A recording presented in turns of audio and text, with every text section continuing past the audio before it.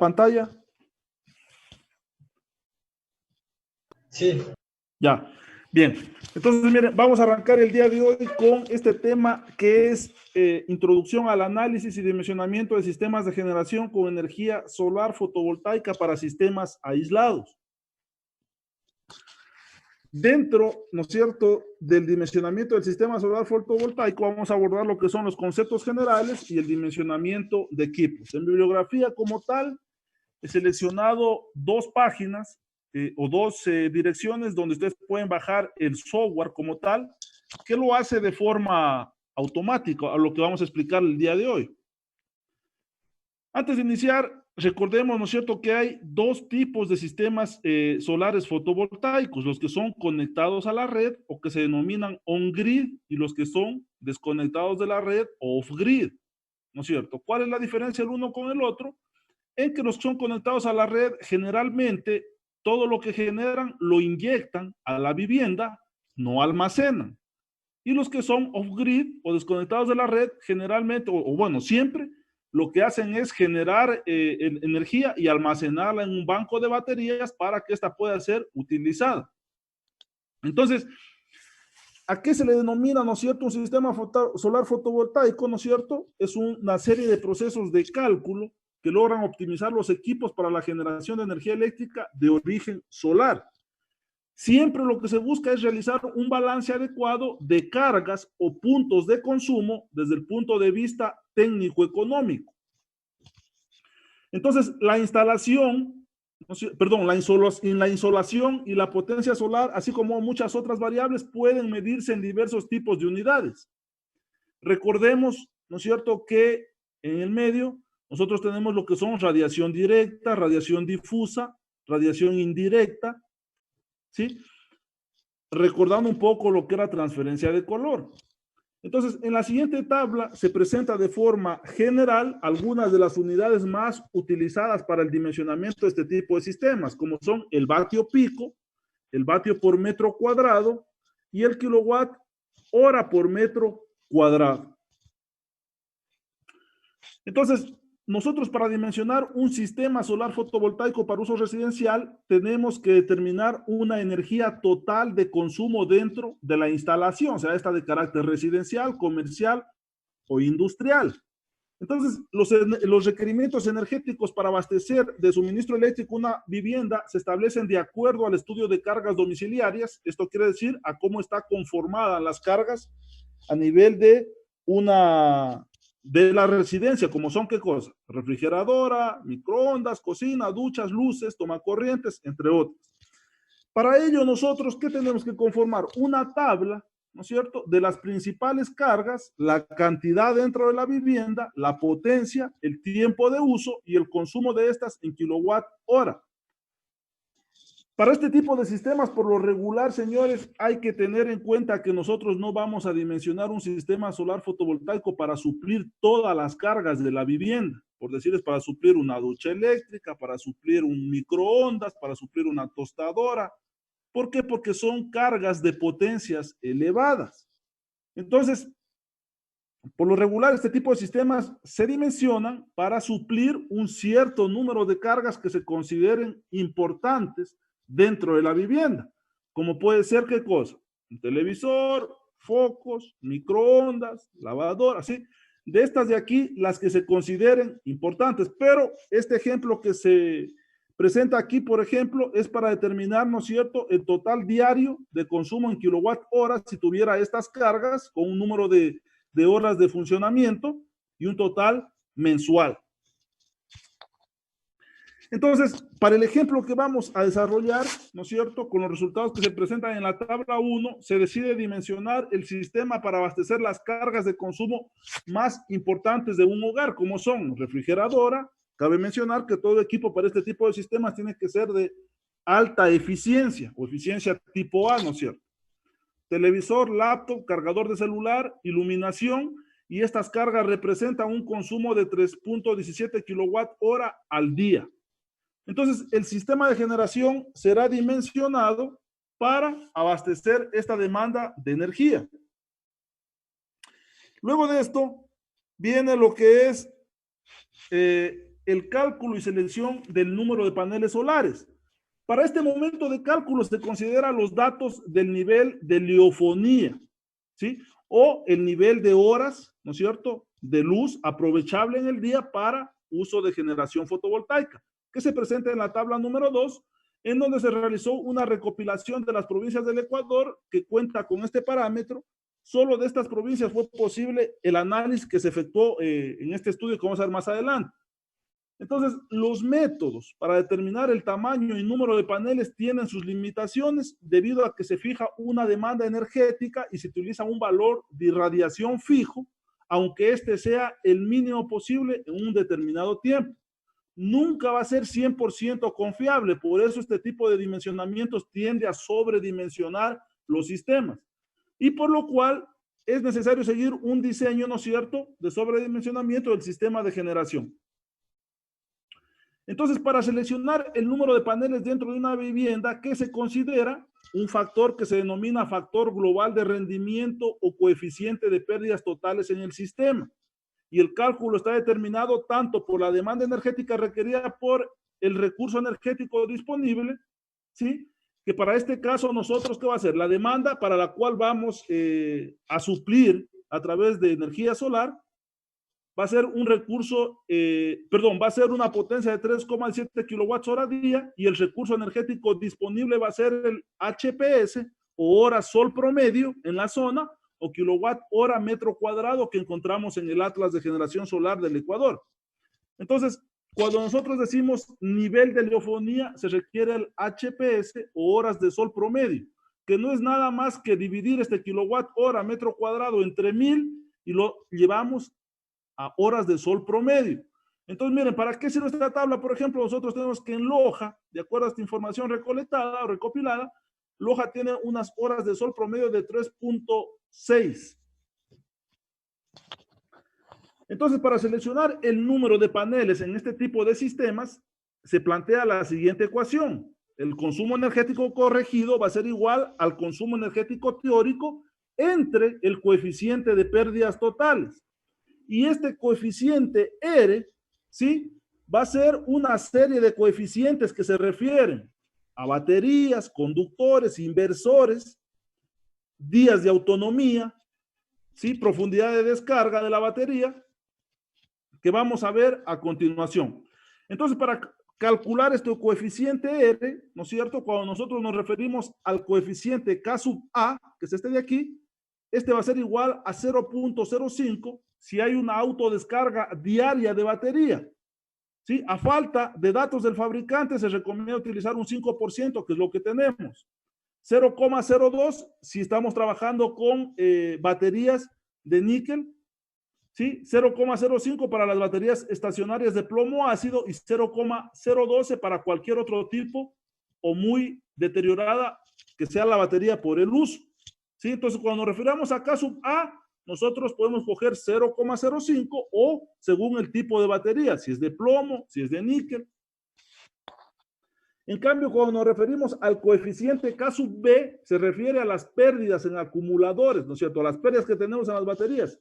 Por lo general, este coeficiente es 0,05 para baterías sin descargas intensas y 0,1 para viejos acumuladores. Para este caso, se tomó como valor de diseño 0,05. K sub C, en cambio, ¿a qué se refiere? Contempla el rendimiento del convertidor de corriente continua a corriente alterna, que suele variar o suele ser este parámetro entre el 75 al 95%. Entonces, a falta de otros datos, si no lo da el fabricante, se tomará un 0,05, que fue el valor que se tomó para este ejemplo de aplicación. K sub R, ¿a qué se refiere en cambio K sub R? Debido al rendimiento del regulador en el que su tecnología electrónica es similar a la del convertidor, con valores que van entre 0,1 a 0,01 o lo que es 90 al 99% de rendimiento. En el caso de convertidores muy confiables se puede utilizar 0. Este valor, ¿quién lo da? El fabricante, ¿no es cierto? Para este caso, o este ejemplo en particular, se tomó 0,05. Coeficiente K sub X. Agrupa a cualquier otro tipo de pérdidas no consideradas, tomando normalmente el valor de 0,15 cuando no se conocen las potencias teóricas y 0,1 en general. ¿Sí? sin conocer los rendimientos, y puede reducirse hasta 0,05 si se han tenido en cuenta los rendimientos de cada carga instalada. En este caso, como si se consideró eso, se toma 0,05. Entonces, miren, para el ejemplo que estoy analizando, recuerden que estamos dimensionando un sistema para 3.17 kWh día. Entonces, aplicando la ecuación para una batería de plomo ácido nueva, un regulador de eficiencia del 95%, 2 días de autonomía. ¿A qué se refiere 2 días de autonomía? A que mi banco de baterías, en ausencia de radiación solar suficiente para cargar el banco, este me va a soportar 2 días de autonomía, ¿no es cierto? Y una profundidad de descarga, o P sub D, del 55%, conocidas las potencias teóricas, R, ¿no es cierto?, sustituyendo todos los coeficientes seleccionados, va a ser igual a 0,80. Entonces, con este valor se obtiene el consumo energético corregido que se presenta en la tabla número 3, que ya vamos a ver qué es. Entonces, el número de paneles, ¿cómo se determina? ¿No es cierto? Se supone un aprovechamiento del recurso solar a 1000 watts sobre metro cuadrado, aproximadamente del 10%, y asumiendo que la potencia generada por los paneles por metro cuadrado es de 100 vatios pico, se estima el rendimiento del panel solar nuevo en un 95%. Y para determinar el número de paneles solares se utiliza la ecuación número de paneles, que va a ser igual a E, ¿no es cierto?, o al valor teórico, entre 0,95 por vatios pico por horas de sol promedio, o HPS.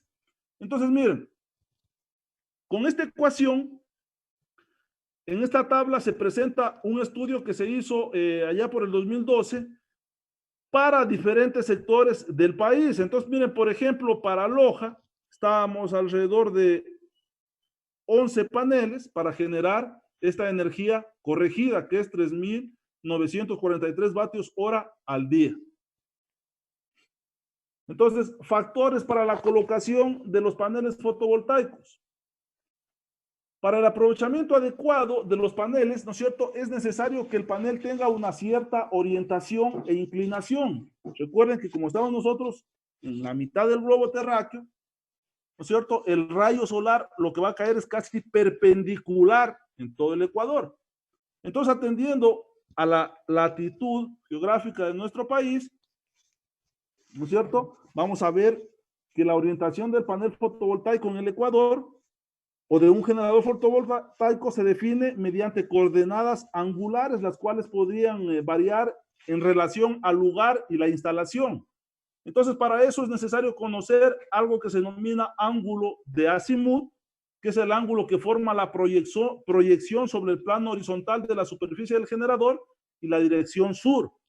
Vale 0 grados si coincide con la orientación sur, es positivo hacia el oeste, y negativo hacia el este si coincide con el este, su valor es menos 90, y si coincide con el oeste, su valor es más 90 grados. De forma gráfica, lo podemos ver en la figura número 1, ¿no es cierto?, donde vamos a tener, ¿qué cosa? El panel orientado hacia el norte, como tal. Entonces, como norma general, los módulos fotovoltaicos deben orientarse hacia el sur si la instalación se encuentra en el hemisferio norte. Y se ubica en el hemisferio sur, habrá que orientarlo hacia el norte. Entonces, como la propuesta de instalación se va a realizar a lo largo y ancho del Ecuador, el panel solar se decide orientar hacia el norte con una variación máxima de más o menos 20 grados. Aquí hay que tener en consideración, ¿no es cierto?, que los cálculos en el Ecuador salen que el panel debe estar inclinado 15 grados y orientado hacia el norte. Pero los fabricantes como tal, para dar garantía, porque dense cuenta que si el panel estaría inclinado a 5 grados, cuando llueve o por la suciedad, ¿no es cierto?, por la polución del medio ambiente, se acumularía polvo, entre otras cosas, y eso tiende a deteriorar el panel. Entonces, los fabricantes como tal, para dar garantía a estos equipos, exigen que mínimo el panel esté inclinado 15 grados y orientado pues a donde sea, al este, al norte. En este caso, en nuestro país, será hacia el norte. Entonces, la inclinación del panel fotovoltaico, ¿sí? Entonces, esta es la inclinación o beta, ¿no es cierto?, que es el ángulo que forma la superficie del generador con el plano horizontal, Su valor es 0 si el módulo se coloca horizontal y 90 grados si se coloca vertical. Y la captación de energía solar puede variar y será máxima cuando la posición de la placa sea perpendicular a la radiación.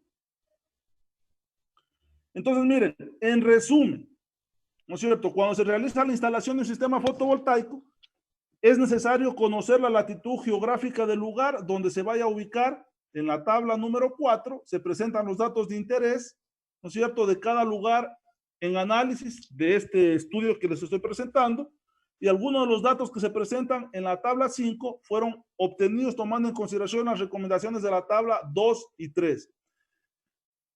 Entonces, miren, de acuerdo al lugar donde estemos, nosotros ubicamos, ¿no es cierto?, la latitud como tal, pero la inclinación que se aplica en cada lugar en análisis va a ser de 15 grados, como les había dicho. Da 5 en todo el Ecuador, 5 grados, pero por restricción técnica del fabricante, 15 grados de inclinación. Entonces, miren, ¿no es cierto? En el país como tal, ya este valor, ¿no es cierto?, como se había dicho, va a ser 15 grados donde ustedes estén ubicados. Eso les va a dar siempre, ¿no es cierto?, más o menos 5 grados, 4 punto algo, pero por condiciones de garantía tendrá que estar inclinado mínimo 15 grados el panel. Hasta ahí, ¿no es cierto?, sería ¿qué cosa? La inclinación del panel, la orientación que va a ser al norte, 15 grados, ¿no es cierto? ¿Qué cosa más? El número de paneles, de acuerdo a la ecuación, la energía teórica corregida, y ahora vuelta procedemos a dimensionar el banco de baterías, ¿no es cierto?, o la batería de almacenamiento. Entonces, el tamaño de esta batería, ¿sí?, por lo regular son diferentes a las baterías convencionales. Dependen de la confiabilidad del suministro de potencia y se ha considerado estimar un almacenamiento de potencia en la batería de 2 días. ¿No es cierto? Entonces, ¿qué significa esto? Que la capacidad de la batería debe ser por lo menos 2 veces al consumo de carga diario para poder suplir energía durante 2 días sin brillo solar. Además, también se considera en este análisis que las baterías no funcionan a un 100% de eficiencia y que las baterías, por recomendación de los fabricantes, nunca deben descargarse por completo, ¿sí? Entonces, para una batería común de ácido plomo, la eficiencia puede ser del 90%, pero depende mucho, ¿sí?, del uso de la batería. Cuando se carga y se usa constantemente, la eficiencia será alta. Entonces, cuando la batería sea poco utilizado, la autodescarga provocará una baja eficiencia. Las baterías no pueden ser descargadas en más del 55%, de lo contrario, su vida disminuirá considerablemente. Entonces, aquí hay que tener en claro las siguientes consideraciones para dimensionar una batería. 12 voltios, ¿no es cierto?, si la potencia es menor a 1500 watts. 24 a 48 volts si la potencia está entre 1500 y 5000, y 48 120 volts si la potencia es mayor de 5000 vatios o 5 kilowatts. Ojo que esto es en DC. Entonces, para el tamaño, ¿no es cierto?, de el número de baterías, para este caso se utilizó, como estamos en 3.17, ¿no es cierto?, de potencia, perdón, de energía diaria, se considera 24 volts como voltaje de la batería. Entonces, aplicando la ecuación, ¿no es cierto?, que vamos a tener autonomía, día sin brillo solar 2, energía diaria 3,17, el rendimiento 90% y el nivel de descarga de la batería del 55%, obtenemos, ¿no es cierto?, el número de baterías, que es a través de ¿qué cosa? Del tamaño entre amperios hora por voltaje. Entonces, para este caso, se selecciona una batería de gel 24 voltios, 85 amperios hora, ¿no es cierto?, de esa marca. Aquí hay que recordar siempre que las baterías convencionales son diferentes a las baterías que son para uso de sistemas fotovoltaicos. Recuerden, por ejemplo, que una batería para un uso de un vehículo, ¿qué es lo que me da? Una corriente elevada durante un tiempo determinado, ¿no es cierto? En cambio, la batería solar me da una corriente elevada constante en el tiempo. Esa es la diferencia de una batería convencional a una solar. La convencional solo me da una corriente elevada durante un tiempo, ¿no es cierto?, pero no se mantiene. En cambio, la solar me da una batería elevada en un tiempo constante. Entonces, miren, aplicando la ecuación como tal para este ejemplo, que es 3,17, se selecciona 13 baterías como tal para Loja. Entonces, luego de eso se viene a dimensionar el cálculo y selección del regulador de carga, ¿no es cierto? ¿Cuál es la función del regulador de carga? Comprobar que las baterías como tal se cargaron o se descargaron. Entonces, el tamaño de la unidad de control está determinado por la máxima corriente que puede esperarse del sistema fotovoltaico, y puede ser tanto la corriente de los paneles a la batería y al uso final, o la corriente de la batería hasta el uso final. Ambas corrientes máximas deben calcularse para determinar la capacidad de la unidad de control. Entonces, miren, en este caso, para mi sistema, se seleccionó un modelo Suniva 250 watts. ¿Por qué? Vamos a tener panel batería 250 watts y batería de 24 voltios. Estamos hablando del voltaje, ¿no es cierto? Panel batería. En este caso vamos a tener panel batería 20.83 amperios y batería carga, que sería 3170 watts a 24 voltios, vamos a tener 132 amperios. Entonces, el controlador seleccionado debe soportar una corriente mínima de 20,83 amperios y la mayor intensidad de corriente a la entrada. Recuerden que a la entrada va a ser ¿qué cosa? Panel, batería, y luego viene batería, carga.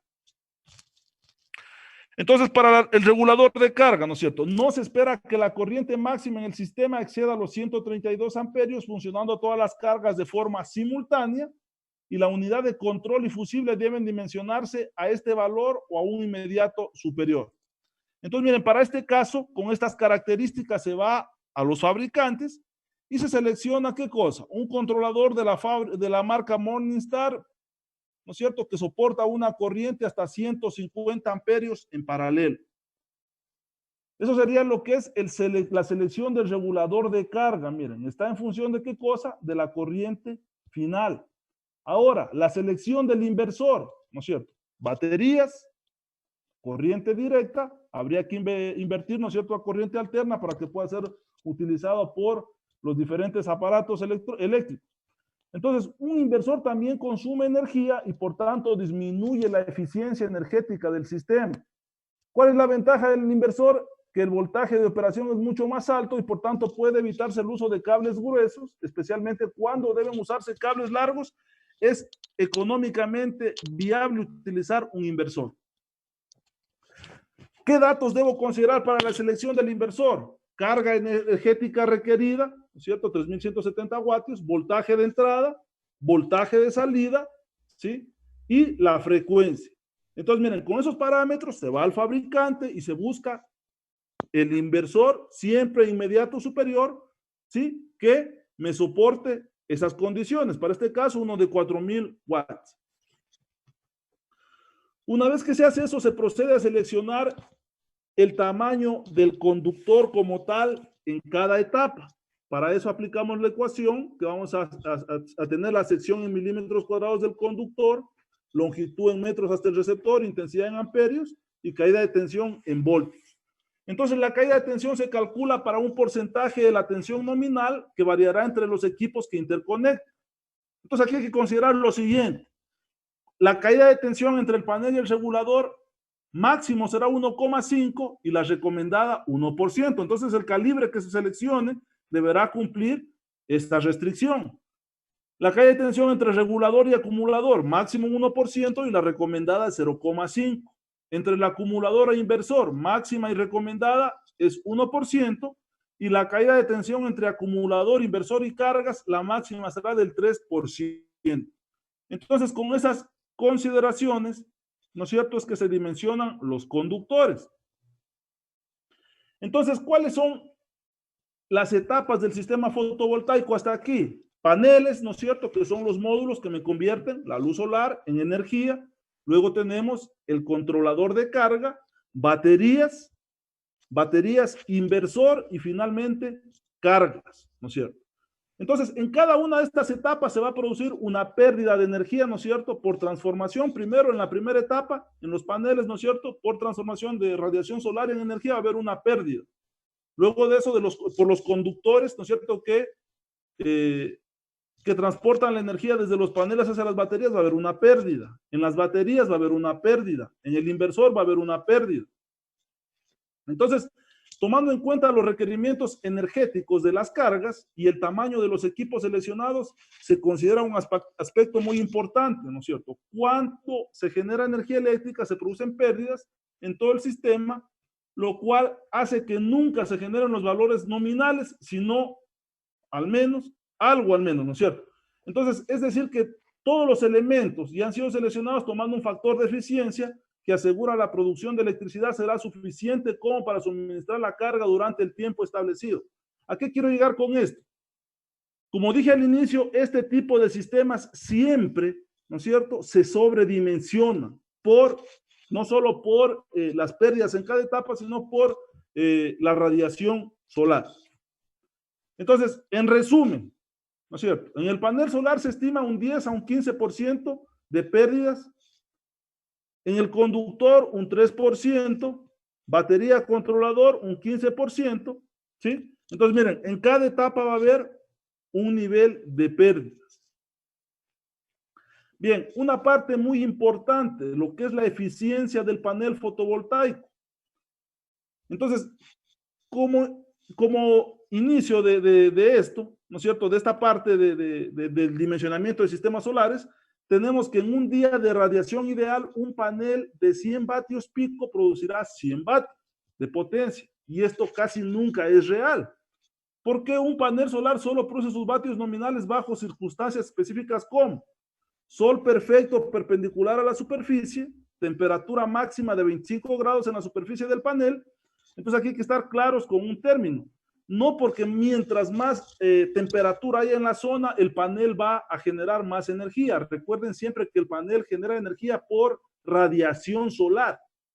Entonces, tomando en cuenta el asunto del sol perfecto, porque se usa horas de sol promedio, ¿no es cierto?, en vez de contar con las horas del sol durante el día, aun cuando parece que hay sol bueno por 6 o 8 horas por día, se usa el valor de HPS, ¿no es cierto?, para evaluar o estimar cuántos vatios hora producirá el panel. Como ejemplo que cito para demostrar esto, se podría pensar, ¿no es cierto?, que un panel de 100 vatios producirá 600 o 800 vatios hora en un día porque hay 6 u 8 horas aprovechables. Sin embargo, el HPS estimado es de 3,5, entonces solo podemos asumir que el panel producirá, ¿qué cosa? 350 vatios en un día. ¿En función de qué cosa? Del HPS. Entonces, tomando en cuenta la temperatura ambiente, un panel produce sus vatios nominales cuando la temperatura de superficie del panel es 25 grados centígrados. Entonces, tenemos que ajustar para cuando la temperatura del panel no lo es 25 grados centígrados. Entonces, miren, por ejemplo, temperatura del panel 15 grados centígrados, más temperatura ambiente 18 grados. Entonces, aquí hay que considerar que por cada grado de temperatura del panel sea más de 25 grados, la potencia del panel disminuye en un 0,5%.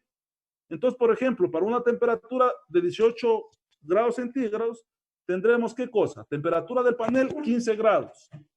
Más 18 de temperatura ambiente, la temperatura del panel sería 33 grados centígrados. Entonces, la temperatura en la superficie del panel, ¿no es cierto?, estará excedida en ¿cuánto? En 8 grados, y la eficiencia del panel para este caso será de un 96% o una reducción de generación del 4% por la temperatura. Entonces, recuerden aquí que por cada grado de temperatura, el panel pierde al menos, ¿no es cierto?, un 0,5% de eficiencia.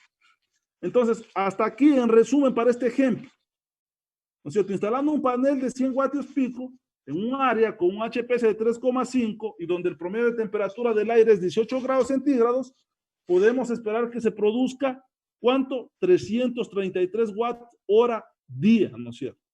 Pero esta potencia todavía es al panel, no a la carga. Todavía necesitamos mover la energía a través del conductor y la batería.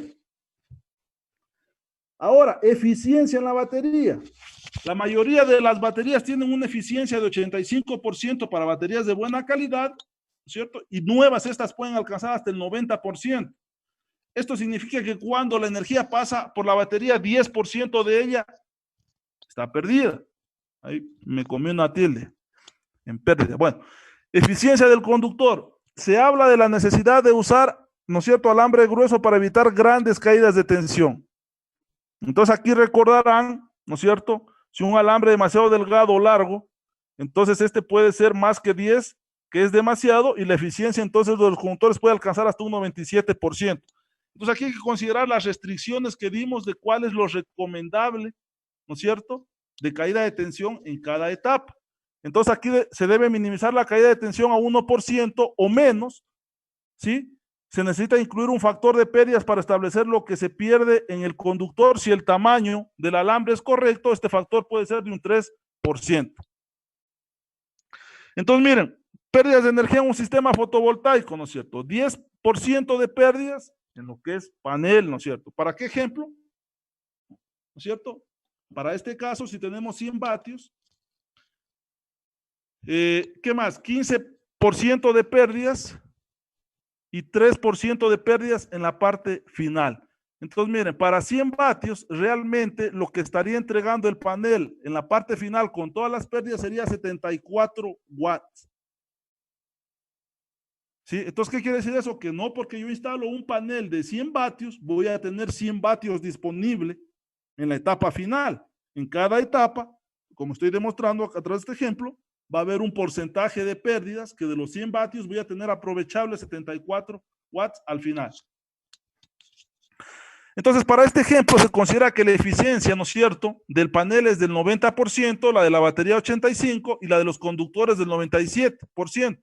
Por lo tanto, se generará ¿cuánto? 74 watts. Entonces, miren, multiplicando 74 watts por las horas de pico del sol en un día de un 3,5, la energía en horas vatio disponibles para las cargas será de 259 watts día por panel. Entonces, esto es muy diferente, ¿no es cierto? Esperar 259 watts hora día, que si no se hubiera asumido las pérdidas esperando tener 100 vatios por 3,5, que representaría 350 vatios día, ¿no es cierto? Entonces, aquí hay que tener presente siempre que en cada etapa va a haber un porcentaje de energía que se pierde. Entonces, este ejemplo que se demuestra, ¿no es cierto?, es para un sistema de corriente directa sin inversor, un controlador de carga es muy eficiente, pero el inversor provoca pérdidas. Y si hay un inversor en el sistema, hay que añadir otro coeficiente de pérdidas. Los inversores usualmente son de 85% a 90% eficientes. Bien, ¿de dónde saco yo las horas de sol promedio, no es cierto? Hay algunas páginas, tanto a nivel internacional como a nivel local. A nivel local puede ser el INAMI o puede ser este Atlas de Generación Solar, que lo tiene a través de estas curvas, ¿no es cierto? Estas curvas de isolíneas, ¿sí? Entonces, si ustedes se ubican en esta curva, ¿qué cosa? Ustedes van a tener las horas de radiación en vatios por metro cuadrado para llevarlas a hora solar pico, ¿sí? Las dividen entre 1000 y tienen las horas aprovechables. Entonces, recordarán que ustedes van a tener en el mapa o que siempre lo que se encuentra son radiación global, directa y difusa. Entonces, para este tipo de proyectos se recomienda trabajar con la radiación global, que es el contenido, ¿no es cierto?, de la directa y la difusa. ¿Por qué? Porque recordemos que un día, así no esté despejado como tal, el hecho que no se vea el sol como tal no significa que no hay radiación. Entonces, en un día que no sea, que sea un poco nublado, nosotros vamos a tener radiación, ¿qué cosa? Directa e indirecta. Entonces, por eso es lo que se trabaja con la radiación global, que comprende estos dos parámetros. Entonces, miren, en resumen, para este ejemplo que he planteado desde el inicio, dimensionamiento del panel, ¿no es cierto? Dimensionamiento de dimensionamiento de la energía que voy a servir dentro de la vivienda, considerando cargas importantes, dimensionamiento del número de paneles, horas de sol promedio, inclinación del panel, que va a ser 15 grados, siempre al norte. ¿Qué cosa más? Restricciones del conductor, la caída de tensión en cada etapa, pérdidas que va a haber en cada etapa, panel, conductor, baterías, controlador o inversor y cargas finales, ¿no es cierto? Las pérdidas. Y finalmente se llega a proponer ¿qué cosa? Un costo para este caso.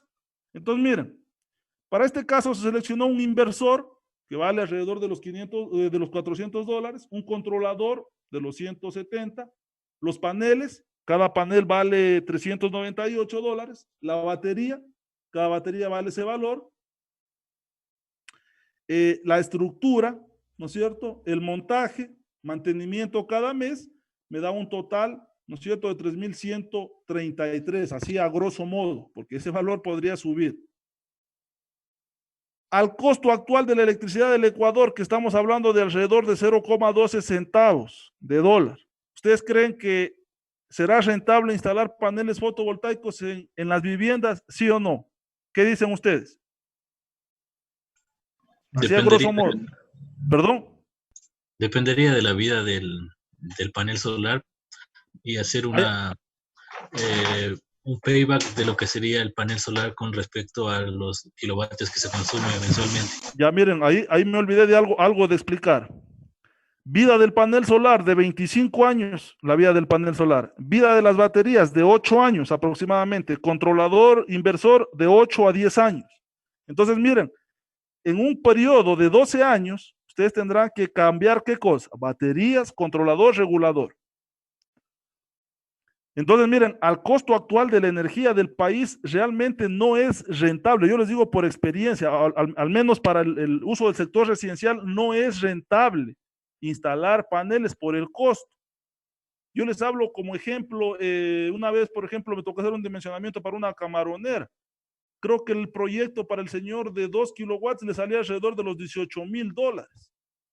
Entonces, no era rentable en el tiempo al costo de generación.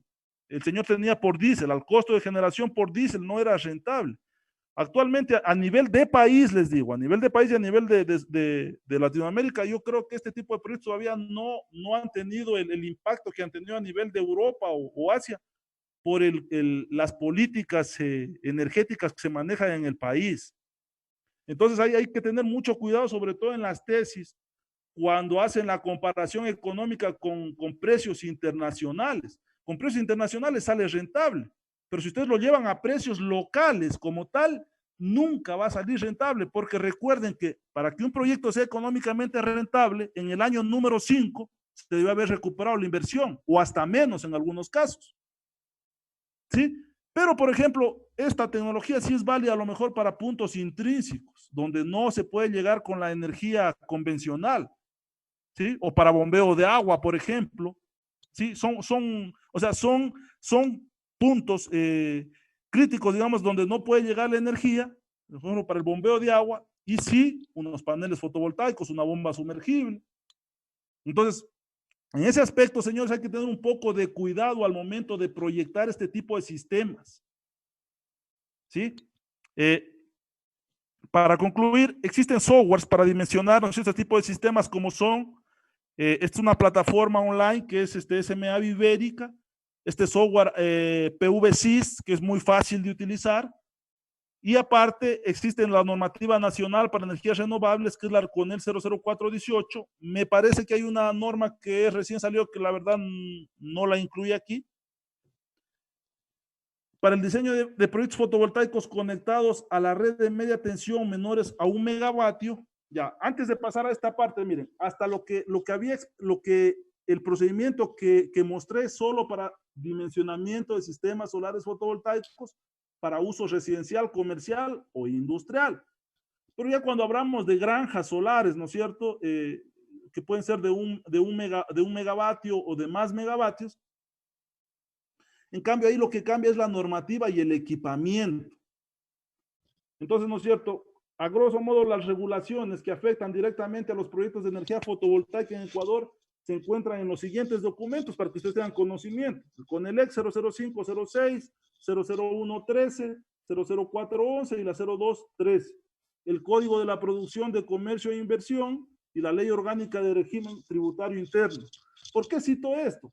Mire, por ejemplo, ustedes quieren dedicarse a instalar este tipo de proyectos, en el país hay una norma que rige que todo equipamiento que no contamine, ¿no es cierto?, que sea relacionado con energías renovables, no paga impuestos arancelarios de importación. Entonces, eso hay que considerar, por ejemplo, en este tipo de proyectos. Entonces, a continuación se recoge un breve resumen, ¿no es cierto?, de los apartados que atañen directamente a los proyectos de energía fotovoltaica de al menos de 1 megavatio, que son los que tenemos en la zona. ¿No es cierto? En nuestra zona tenemos, por ejemplo, en Gonzanamá 2 megavatios solares, en Macará 1 megavatio, en Catamayo tenemos 2 megavatios y en San Pedro de la Bendita 1 megavatio. Y acá en Machala tenemos 6 megavatios solares, ¿no es cierto?, instalados. Entonces, ¿qué normativa es la que rige en cargo para eso? Es emitir, ¿no es cierto?, la regulación sobre el sistema de medición comercial del mercado eléctrico mayorista y los procesos asociados a dicho sistema a través de la regulación con el EC 00113. ¿Qué es lo que regula esta regulación o para qué sirvió? Para estas condiciones preferenciales para la región. Entonces, los precios a reconocerse por la energía media en el punto de entrega, expresados en centavos de dólar, ¿no es cierto?, por kilowatt hora, son aquellos que se citan en la tabla. Miren, esto fue hasta el 2013. Hasta la fecha no se ha sacado nuevamente a la concesión de proyectos para este tipo de proyectos de energías no convencionales.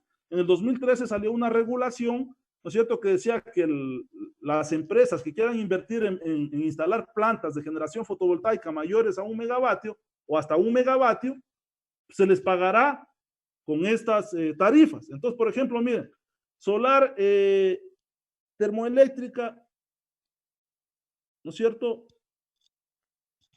El precio que vamos a ver. Bien, entonces, miren, entonces, por ejemplo, unas eólicas de 9,13 o 10,04, ¿sí? Geotérmicas, eólicas, fotovoltaicas, al valor que se iba a reconocer el costo por kilowatt hora generado. Entonces, miren, dentro de las fotovoltaicas, para ese entonces, se pagó a 40,03 por kilowatt hora generado. Para que ustedes tengan una idea, 1 mega instalado en paneles fotovoltaicos, que vamos a ver lo último. Estoy aquí. Ya, esa explicación la hago al último, en la siguiente lámina.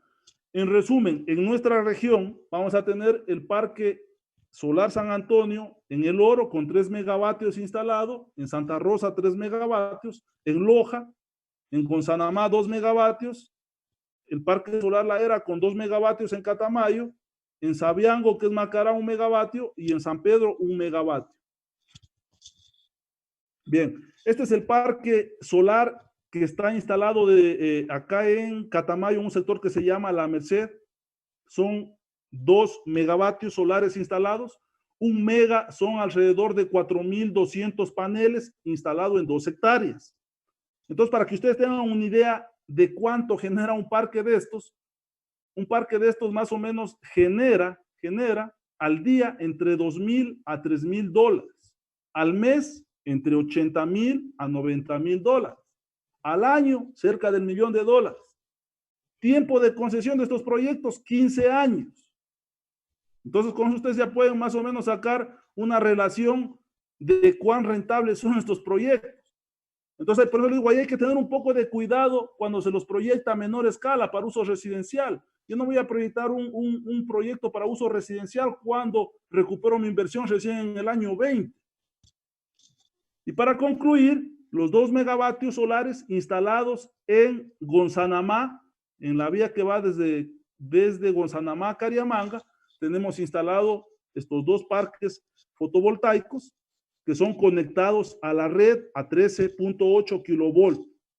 ¿Sí? Entonces, ¿qué es lo que hace? Miren, cada uno de esos streams, ¿no es cierto?, de esta cadena de paneles viene a una caja colectora. Esa caja colectora la trae vía corriente directa hasta un inversor. Ese inversor lo que hace es invertir de 24 voltios a 400 voltios en corriente alterna, un transformador elevador de tensión de 400 voltios corriente alterna a 13,800, un sincronizador y finalmente se conecta a la red. Entonces, hasta ahí sería lo referente al dimensionamiento de sistemas paneles fotovoltaicos. Como ustedes ven, lo que se hace para uso residencial o industrial o comercial es sobredimensionar la energía teórica, ¿sí? Para que en ausencia de radiación solar o de poca radiación solar, la energía que se necesite siempre sea la dimensionada. No sé si hay alguna pregunta hasta ahí o podemos concluir.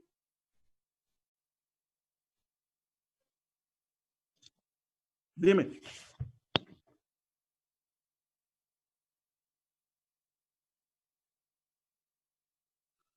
Son costos, Daniel, todo es costos. Costos y eficiencia. Ingeniero, Sí, dime. para adquirir los costos, por ejemplo, de ciertos modelos de paneles, baterías o inversores, sale un poco complicado. Tal vez no sabe alguna página que nos brinde todos estos datos. Verán, escuchen, en la información que le subí referente a esta tarea está un catálogo de costos. Aparte de eso, hay una página que se llama, se me fue el nombre, Marriott Guayaquil. Ahí vean energías en lo que es energía fotovoltaicos. Ahí van a encontrar todo lo que es, déjenme mejor buscarles, verán, para compartirles. No es que esté haciendo propaganda de este distribuidor, pero es lo que hay, ¿no?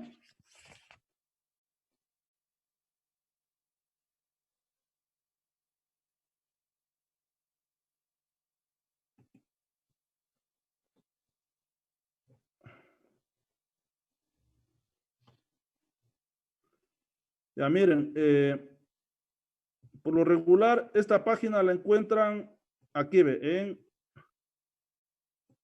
Marriott como tal, ¿sí? Marriott Guayaquil.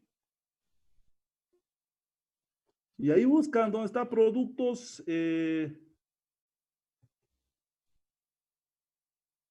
Estos señores ya tenían implementado lo que era materiales para sistemas fotovoltaicos como tal. Miren la tecnología, no sé exactamente si está aquí, pero bueno, sí, aquí está, miren, aquí mismo está. Señores ya ofertan este tipo de sistemas como tal.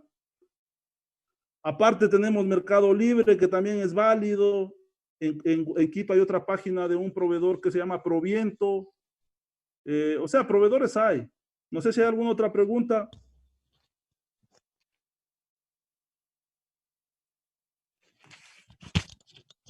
No sé si hay alguna otra pregunta.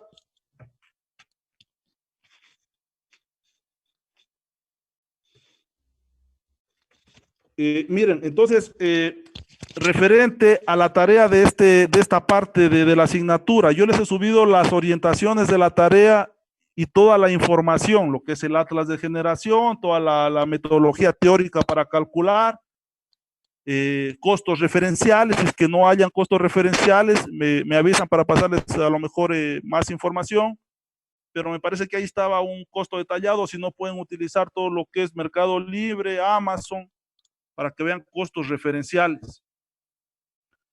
Entonces, ¿de qué consiste la tarea? Ustedes determinan dentro de su vivienda la energía que quieren servir, los días de autonomía, de acuerdo a la zona, se ubican en la radiación solar en el atlas de generación, lo convierten a horas de sol promedio y aplican el procedimiento de cálculo. Ojo, no es una camisa de fuerza que ustedes apliquen el mismo procedimiento que les expliqué yo. Si ustedes revisan el atlas de generación solar que está en la bibliografía que les coloqué, ahí también propone un procedimiento o cualquier otro procedimiento de cualquier otro autor. No es necesario seguir el mismo procedimiento. Si ustedes lo consideran, lo siguen, o si no, siguen el del atlas de generación o a lo mejor otro que encuentren. Si quieren un poco más ahondar en el tema, pueden trabajar con el PVSIS o con este SMA Ibérica que les pasé la información, que también les permite dimensionar. Pero bueno, la tarea como tal se compete en que lo dimensionen paso a paso para que ustedes vayan entendiendo en cada etapa cómo se seleccionan los componentes. Una vez que ustedes saben eso, pues podrán entender en los softwares que hay cómo se los setea y toda la información que se sube. No sé si hay alguna otra pregunta, podemos concluir ahí.